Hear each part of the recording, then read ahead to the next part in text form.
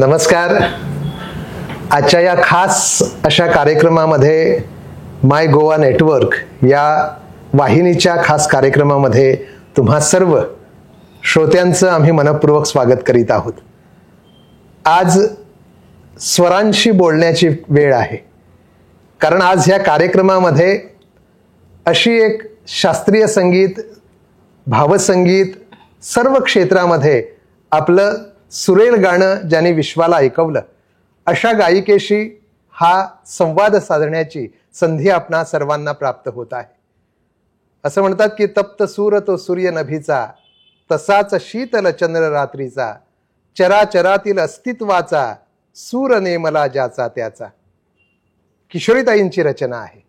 त्या म्हणतात की सुरासुरांचा अगम्य महिमा, काय वर्णू मी देऊ उपमा, सौंदर्याची दिव्य अनुपमा, असीमातली अतर्क्य सीमा. आणि अशा ताईंच्या स्वरांनी ज्यांनी आपलं जीवन घडवलं, अभिषेकी बुवांचं संगीत क्षेत्रातील मार्गदर्शन ज्यांना लाभलं, ज्येष्ठ आणि श्रेष्ठ अशा गुरुवर्यांचं मार्गदर्शन प्राप्त करून संगीत क्षेत्रामध्ये आपला ठसा उमटवलेल्या देवकीताई पंडित आज आपल्या समोर बरोबर उपस्थित आहेत. नमस्कार देवकीताई, आपलं मनपूर्वक स्वागत आहे आजच्या कार्यक्रमामध्ये. नमस्कार.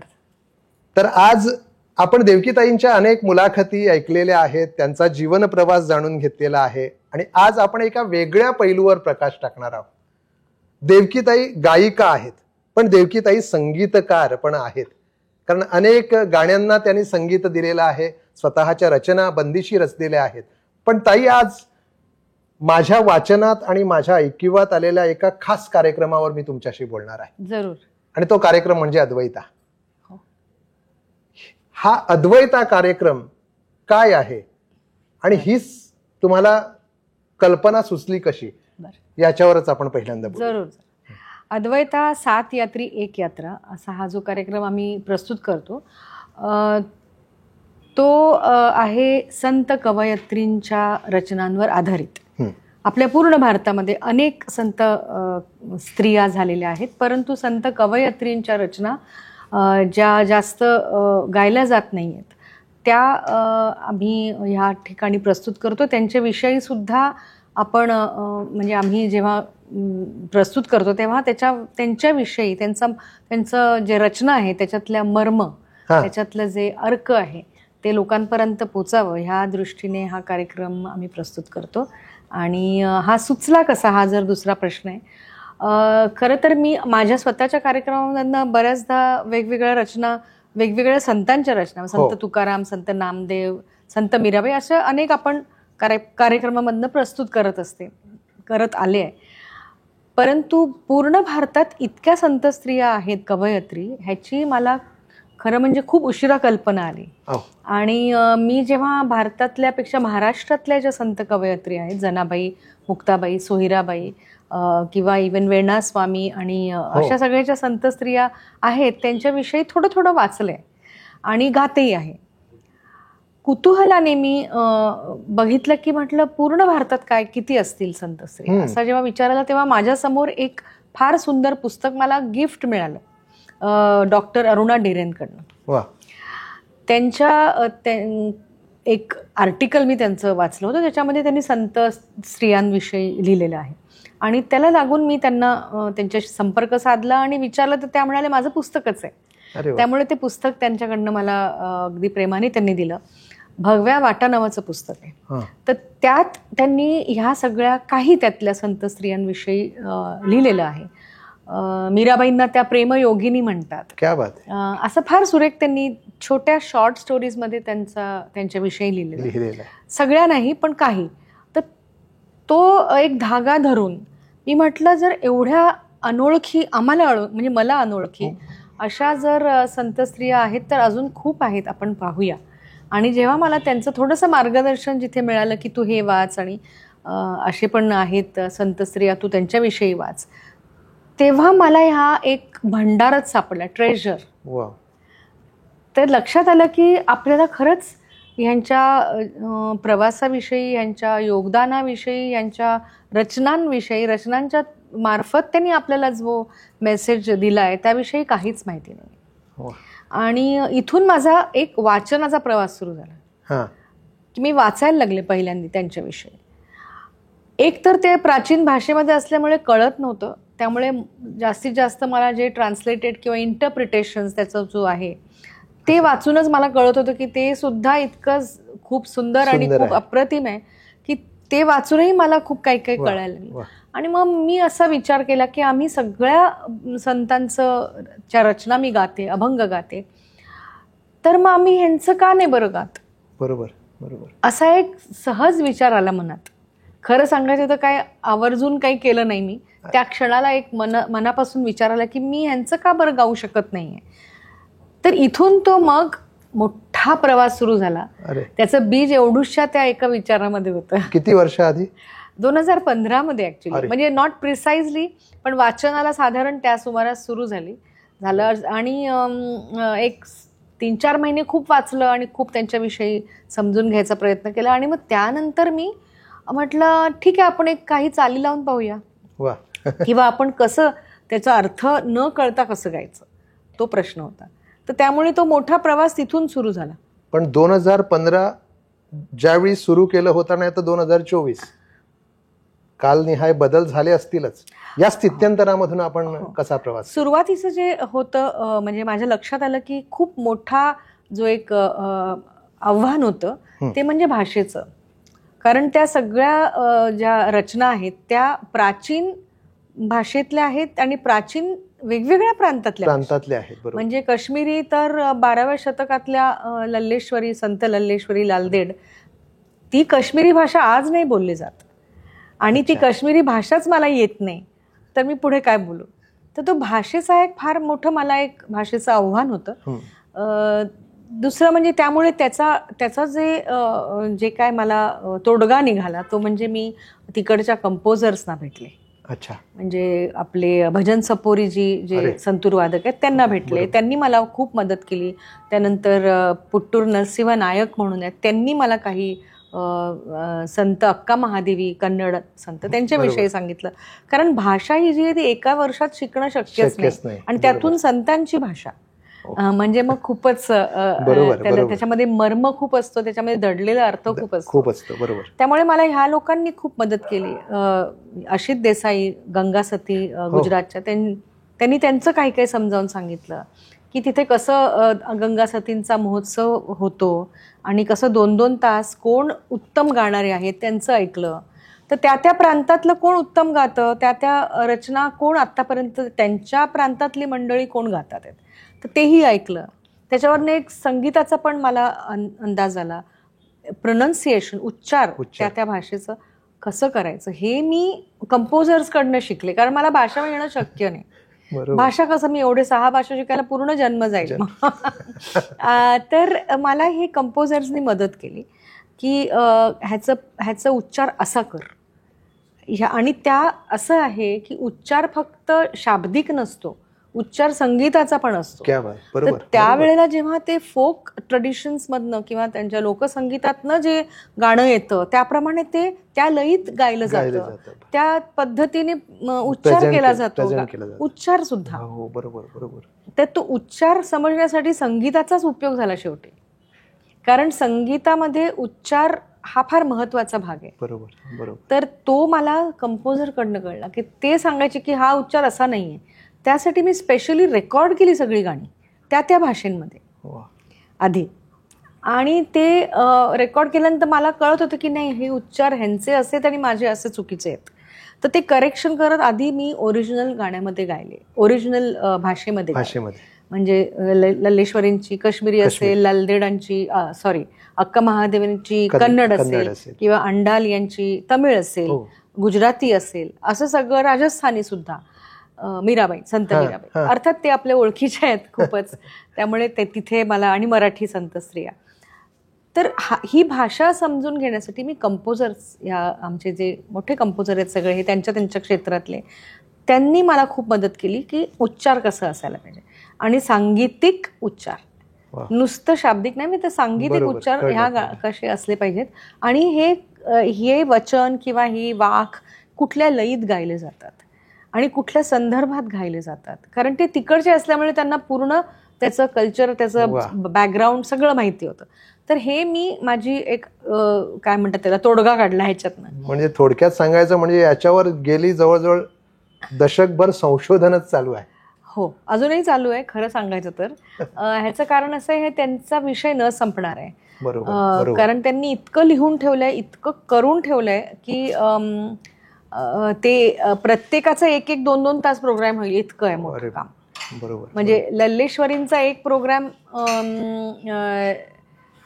2 तासाचा होऊ शकतो आणि अंडालनचा पण 2 तासाचा कार्यक्रम होऊ शकतो. असं ते विषय एवढा मोठा आहे. माझ्यासमोर प्रश्नचिन्ह आहे, अद्वैत आहे नाव का? फार चांगला प्रश्न आहे. अद्वैत म्हणजे ज्याच्यात द्वैत नाहीत. बरोबर. आणि अद्वैता अशासाठी आहे की ह्या सगळ्या संत स्त्रियांचा एकच होता, परमेश्वराबरोबर लीन व्हावं, एक रूप व्हावं. क्या बात आहे. आणि म्हणून त्या सगळ्या अद्वैता होत्या. त्यांनी तो द्वैत भाव मानलाच नाही, किंबहुना त्यांनी स्वतःला स्त्री ह्याच्यातनं सुद्धा मुक्त केलं. आपण स्त्री आहोत हे न करता मी फक्त परमेश्वराची भक्ती करते. आणि मी त्यांनी परमेश्वराला वेगवेगळ्या रूपांमध्ये पाहिलं. मला असं वाटतं की स्त्रिया, ह्या ज्या सगळ्या संत स्त्रिया होत्या, त्यांनी सगळ्या प्रकारची बंधनं तोडली. आणि सामाजिक म्हणा किंवा खास करून सामाजिक बंधनं, त्या सगळ्या सामाजिक बंधनातून त्याला छेद करत त्यांनी परमार्थाचा शोध घेतला. आणि केवळ एवढ्यासाठीच की तो परमात्मा किंवा तो परमेश्वर जे दिसत नाहीये, निर्गुण परिस्थिती आपली इथे आहे, म्हणजे आपण त्या परिस्थितीतनं प्रत्यक्ष जातो आहोत आणि तो परमेश्वर आपल्याला दिसत नाही, आपल्याला माहिती नाही, निराकार आहे तो. बरोबर. तर त्या कशाच्या शोधात निघाल्या होत्या असा एक माझ्या मनातही प्रश्न आला की एवढी हिंमत करून, एवढं धाडस करून कशाच्या पाठी जात होत्या. म्हणजे आतमध्ये काहीतरी त्यांना अनुभूती आली असल्याशिवाय असं होणार नाही. तर त्यामुळे त्या अनुभूतीचा शोध घेण्यासाठी मी माझाही छोटासा एक प्रयत्न करते की काय बरं असेल की एवढ्या आजच्या काळात सुद्धा असं धाडस करणं सोपं नाही. बरोबर. आज सुद्धा आपण परिस्थितीवर मात करू शकत नाही छोट्या छोट्या गोष्टींसाठी. तर त्यांनी कसं केलं असेल असा एक साधा प्रश्न माझ्या मनात.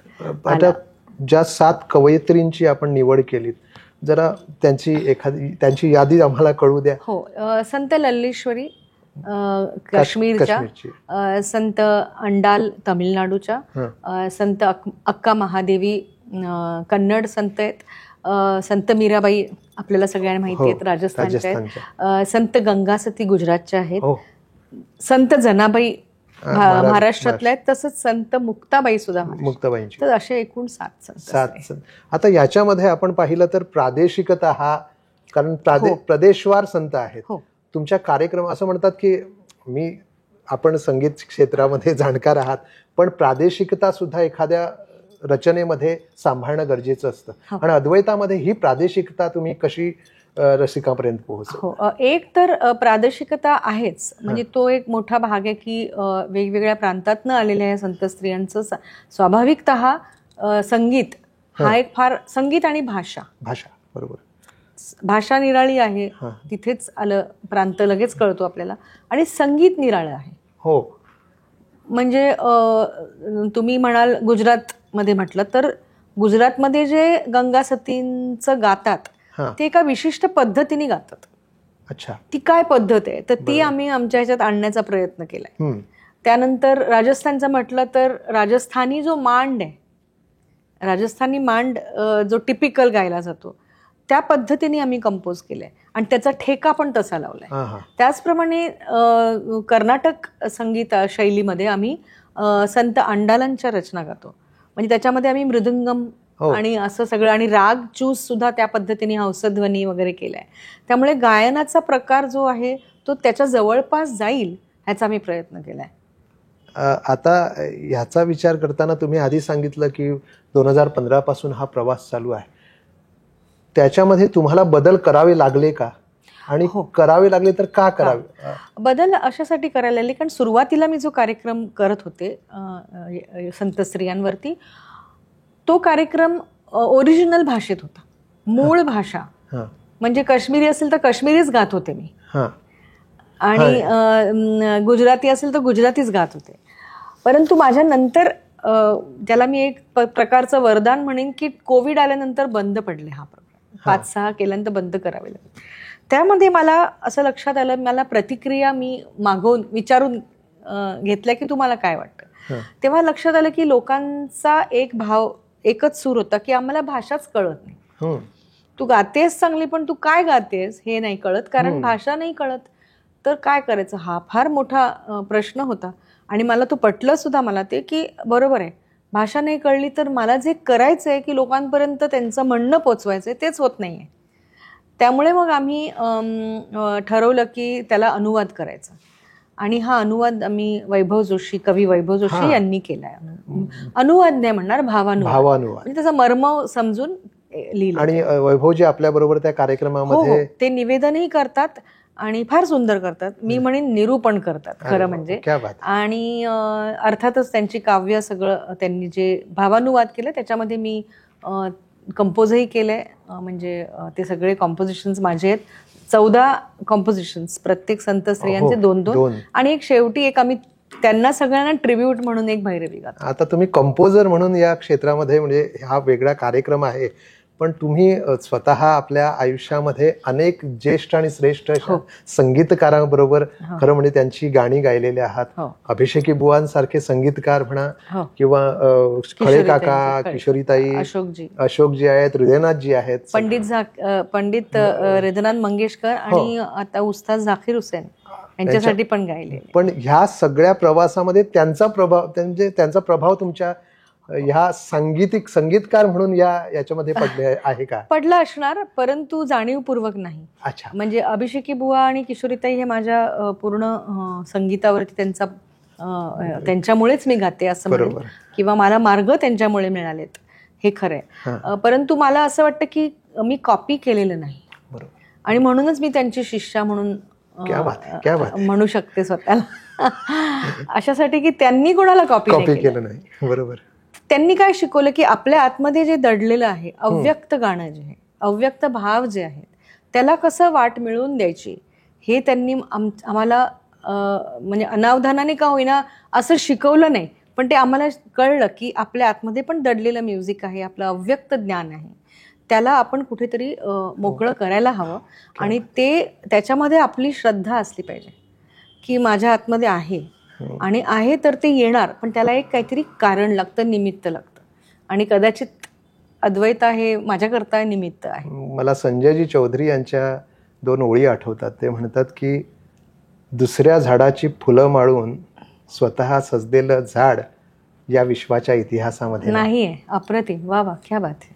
म्हणून, आणि हा विचार स्वतः व्यक्त होणं, आतमध्ये जे आपल्या आहे त्याच्यावरूनच सजणं, ही विश्वाची खरी आणि त्यांचं म्हणणंच असं होतं की मला कॉपी करू नका, आणि होऊच शकत नाही दुसरी कॉपी. बरोबर. त्यांचे तेच होते तसे, दुसरं कोण होणे नाही. पण मला नेहमी ताई तुमच्या सांगीतिक जीवनामध्ये तुम्ही विदुषी गान सरस्वती किशोरीताई यांच्याकडे शिकलात आणि अभिषेकी बुवांकडे शिकलात. तुम्हाला फरक काय जाणवला हे मला नेहमी जाणून घ्यायचं. फरक तर आहेच, तो तर सर्वसामान्यांना पण कळणारा फरक आहे. त्यांच्या गायकीतला फरक आहे, त्यांच्या घराणी वेगळी आहेत. बरोबर. पण तुम्हाला तुमचा अनुभव काय या दोन्ही? मला त्यांच्यामधलं साम्य दिसतंय. साम्य? हो. आणि त्यामुळे मी शिकू शकले त्यांच्याकडे. हे अशा निष्कर्षाला मी आज पोचले की त्यांच्या विचारांचं साम्य.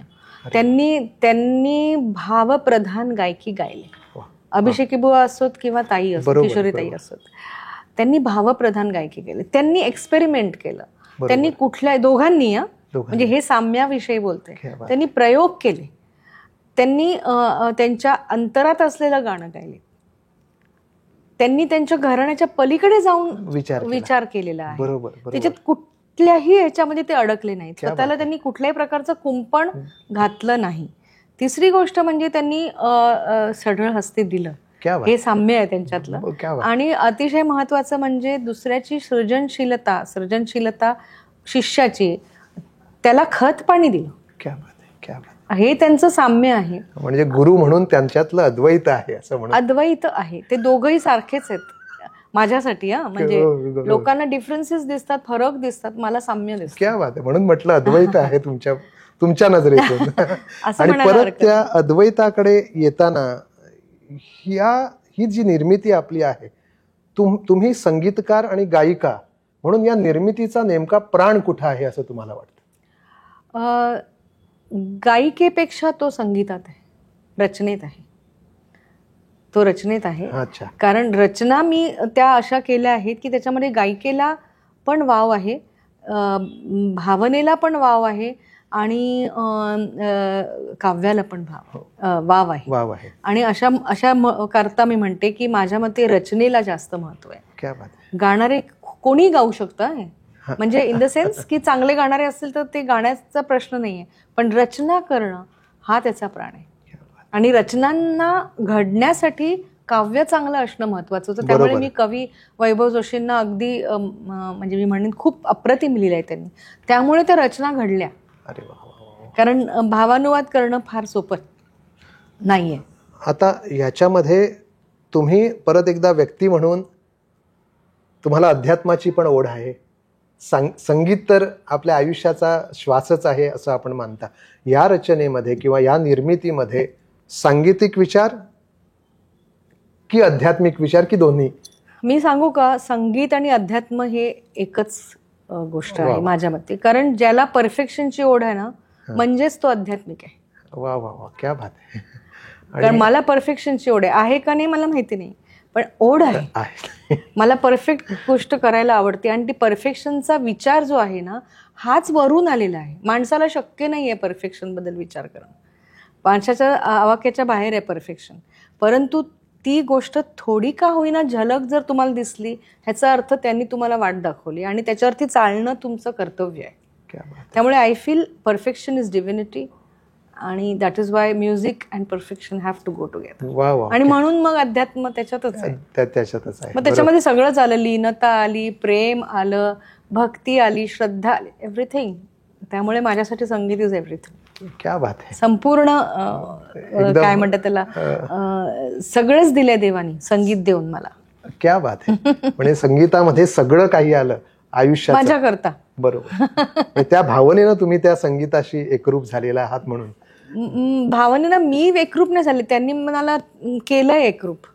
म्हणजे गुरु म्हणा, गुरु असे दिले की त्यांनी मार्ग दिला, त्यामुळे मी ओढतच गेले त्याच्यात. क्या बात. त्याला मला आता दुसरं काही म्हणू शकत नाही. मी डिसिजन स्वतःचं नाहीये माझं. आता या निर्मिती मागे तुमचा मूळ उद्देश काय होता?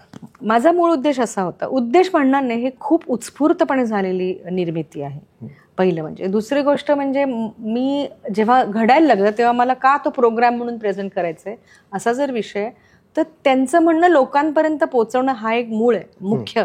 दुसरी गोष्ट म्हणजे की आपण सगळे विमेन एम्पॉवरमेंट वगैरे म्हणतो, आणि इथे ह्या 12व्या शतकातल्या समाजाने दुय्यम काय तिसरं स्थान दिलेल्या स्त्रियाच म्हणेन मी सुरुवातीला, त्यांनी संतत्व प्राप्त केलं तेव्हा मिळालं.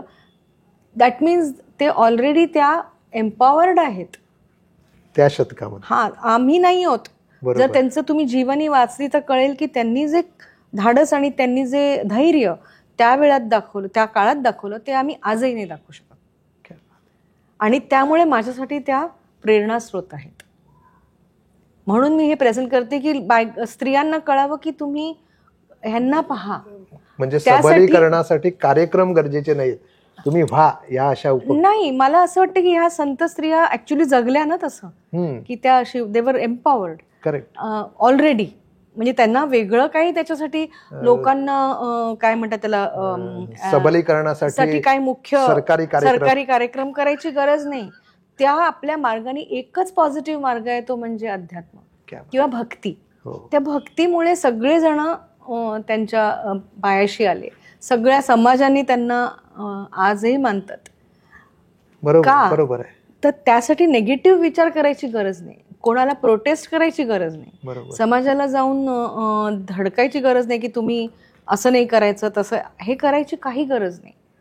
ऍक्टिव्ह म्हणजे काय म्हणतात त्याला, बदलण्याकरता प्रेम हा एक मार्ग आहे. समाजाला बदलण्याकरता माइंड ट्रान्सफॉर्म व्हायला पाहिजे. वा, मन परिवर्तन करण्यासाठी केलं तरच समाज बदलू शकतो. क्या बात. कितीही तुम्ही लॉज आणा, कितीही तुम्ही वेगवेगळ्या प्रकारची लोकांवरती नियंत्रण आणण्यासाठी करा, शेवटी ट्रान्सफॉर्मेशन म्हणजे मन परिवर्तन हा भक्तीचा एक पहिली पायरी आहे आणि ते त्यांनी करून दाखवलं.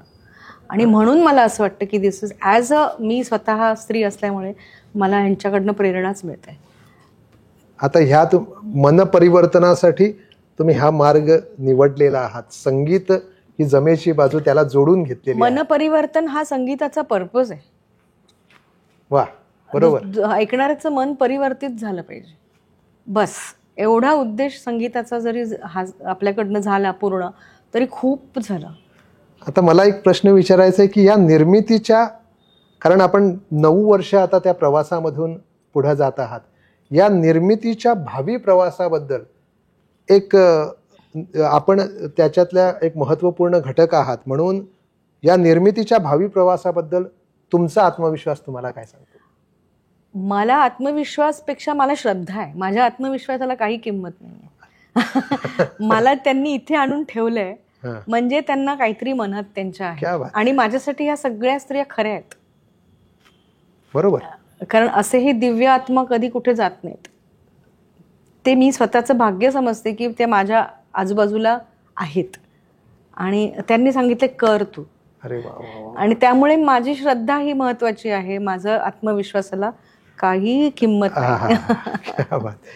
तर आपण करू हे बघू, जिथपर्यंत मला त्यांची इच्छा आहे तोपर्यंत करत राहणार. तर या तुमच्या अद्वैता कार्यक्रमासाठी रसिकांच्या वतीनं आमच्या उदंड शुभेच्छा असतीलच, कारण त्या कार्यक्रमाला आपण उपस्थित राहून त्या कार्यक्रमाचा आस्वाद घेणार आहोतच. धन्यवाद. सर्व रसिकांसाठी खास एक निवेदन आहे की 5 जानेवारी रोजी राजीव गांधी कला मंदिर फोंडा येथे चतुरंग प्रतिष्ठानच्या यंदाच्या रंग संमेलनामध्ये विदुषी देवकीताई पंडित यांचा हा अद्वैता कार्यक्रम सादर केला जाणार आहे. तुम्हा सर्व रसिकांना त्याचं आम्ही निमंत्रण आजच देत आहोत. तुम्ही सर्वांनी त्या कार्यक्रमाला उपस्थित राहावं आणि कार्यक्रमाचा लाभ घ्यावा. देवकीताई, आपण इकडं आज उपस्थित राहिलात आणि छान गोष्टी या कार्यक्रमाच्या बद्दल आम्हाला ऐकायला मिळाल्या. तुम्ही श्रद्धेनं हा कार्यक्रम पुढे नेत आहात. तुम्हाला उदंड यश लाभो. धन्यवाद. अशी तुमच्या गुरूंच्या चरणी आणि ईश्वराच्या चरणी आम्ही प्रार्थना करीत आहोत. थँक्यू. धन्यवाद.